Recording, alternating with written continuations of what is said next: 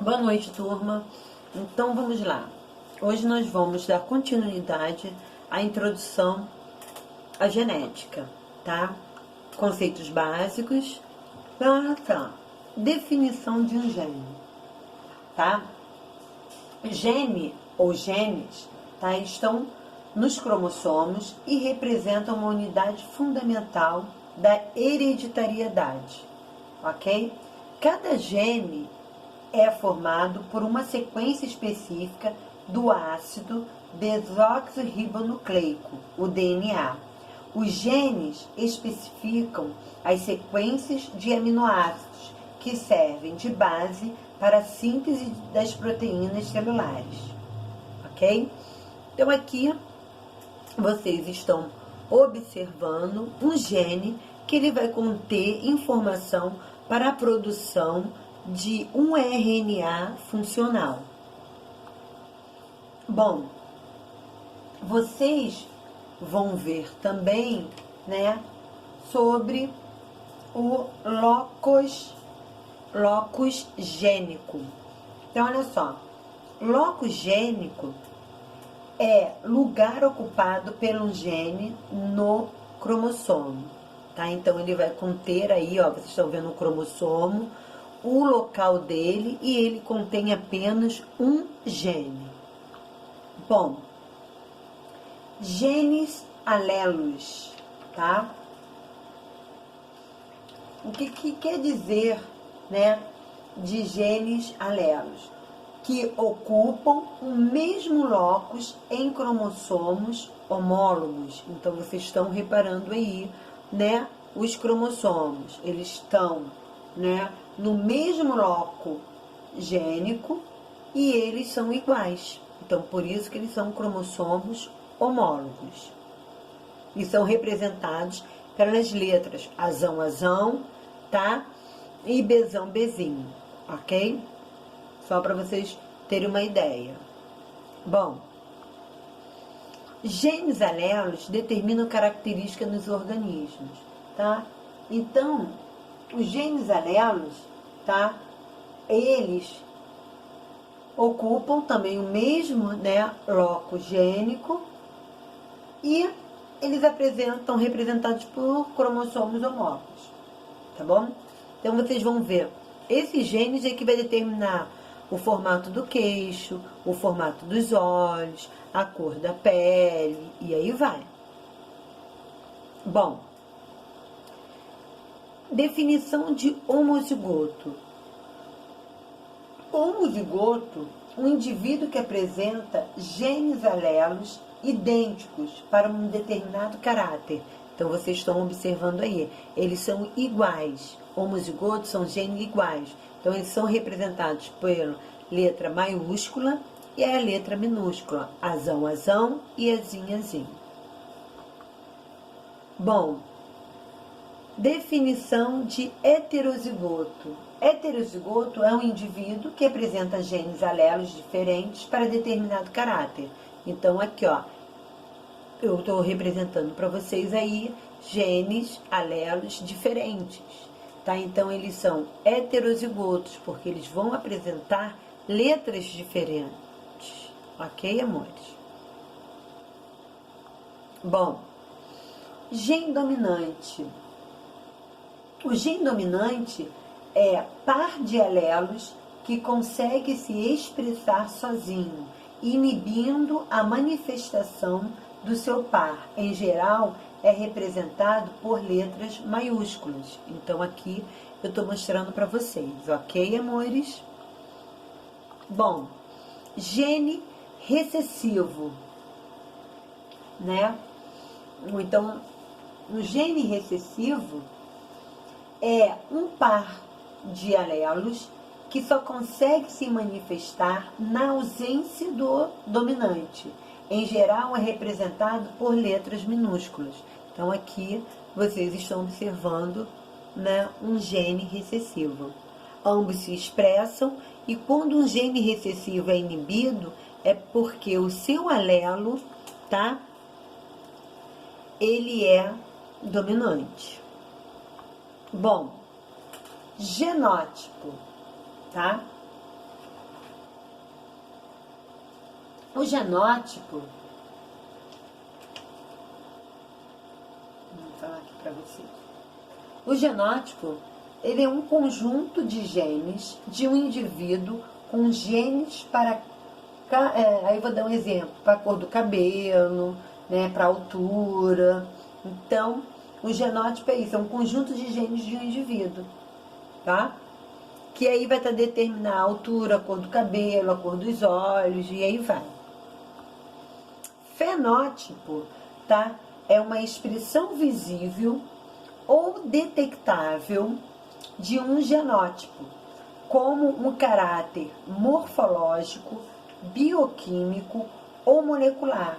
Ele resulta da ação do gene e das modificações que possa sofrer por ação ao ambiente. Então aqui eu estou colocando aparência física ou fisiológica de um organismo. Então o fenótipo é igual ao genótipo, mais a interferência do meio ambiente. Então olha só, vou dar um exemplo para vocês. O clareamento do tom do cabelo é em função à exposição do sol, tá? Ou um bronzeamento. E aqui eu vou mostrar para vocês, né, gêmeos idênticos, eles foram separados na infância. Eles vão apresentar o mesmo fenótipo e genótipo. Só que esses gêmeos, um foi morar na Somália e o outro na Itália. Aí, se passaram 20 anos depois, eles apresentam o mesmo genótipo, mas fenótipos diferentes. Então, quem viveu na Somália, ele ficou magrinho, né? Devido à alimentação e vai.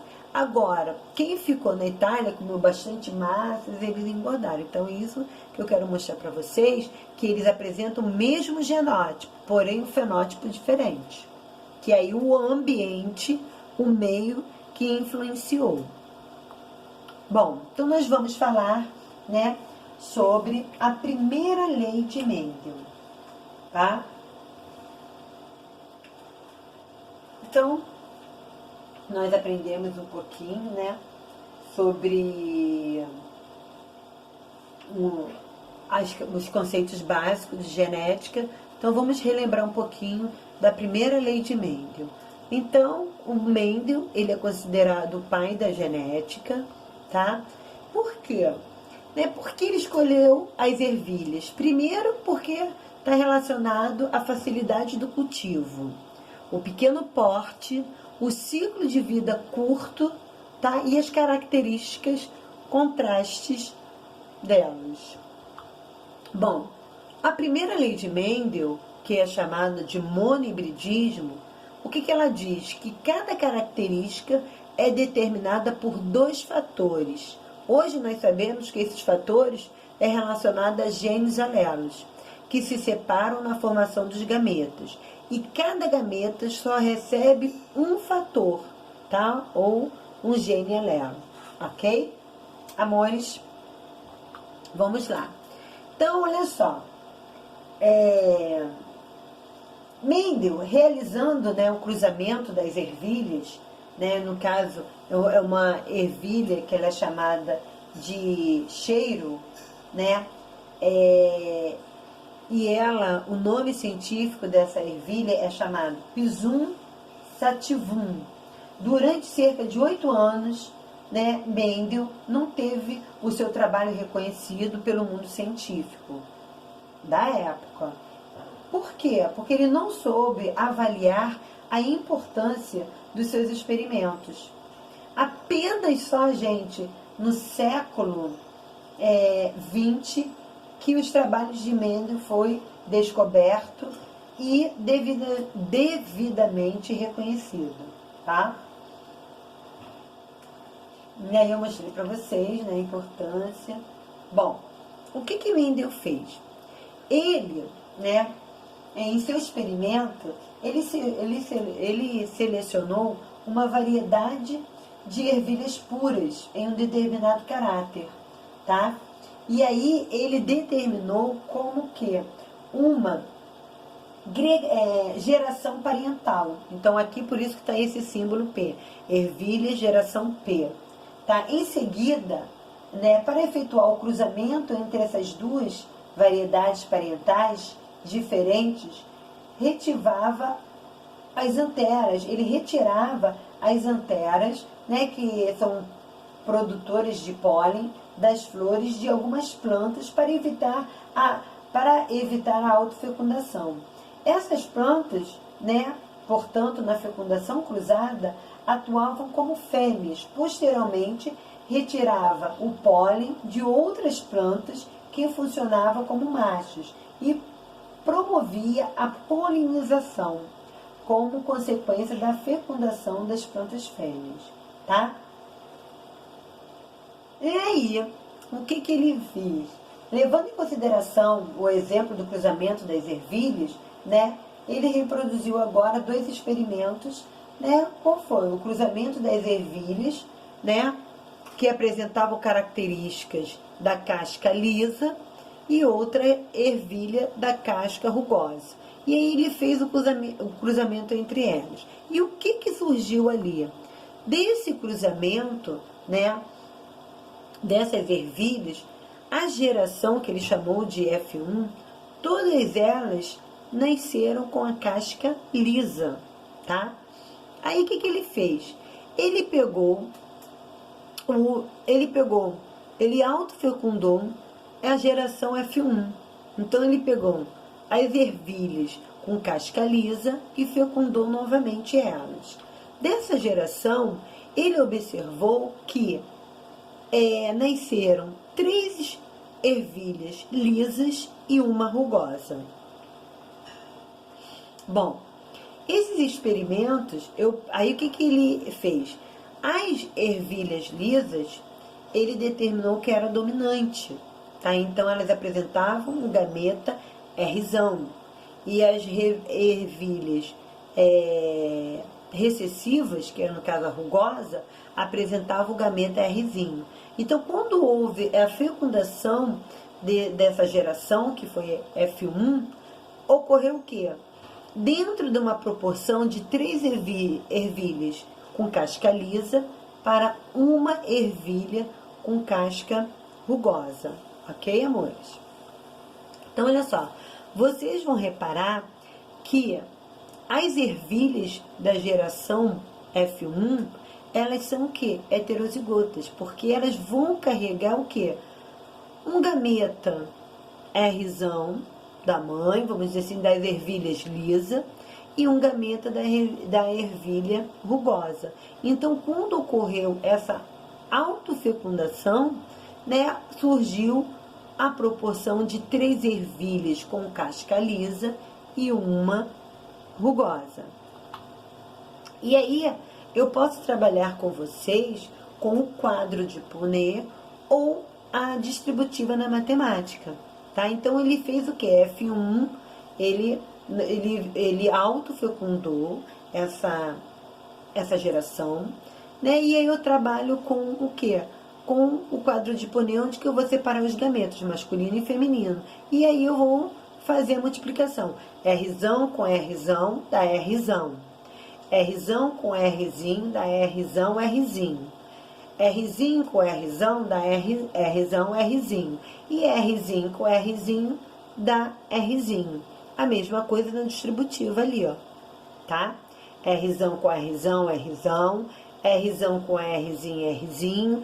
Rzinho com Rzão, Rzinho, Rzinho.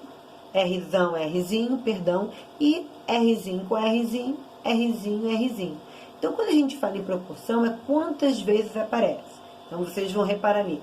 Quantas vezes aparece Rzão? Não é uma vez? Então, Rzão, Rzão, aparece uma vez. Rzinho, Rzão, Rzinho. Quantas vezes aparece? São 2 vezes? Então, vai ser 2 vezes que aparece Rzão, Rzinho. Quantas vezes aparece Rzinho? Não é uma vez só? Então, a proporção ficou 1 por 2 e 1. Ok? Bom, e aí, mostrando para vocês, né, esse experimento, então significa o quê? Que as ervilhas com casca lisa, elas vão apresentar o gameta Rzão. As ervilhas com casca rugosa, elas vão apresentar o gameta Rzinho.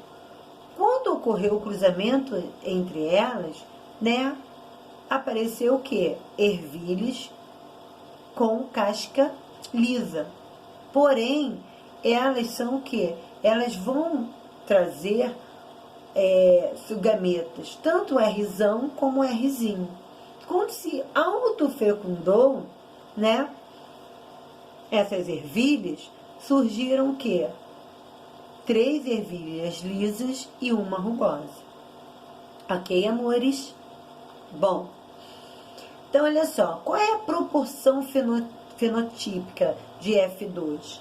Foram o quê? 3 ervilhas lisas e uma rugosa. A proporção genótica da geração F2 foi 1 para Rzão, 2 para Rzão, Rzinho e 1 para Rzinho. Ok, amores? Então, eu vou terminar por aqui e vou passar exercícios para vocês, ok? Um grande abraço!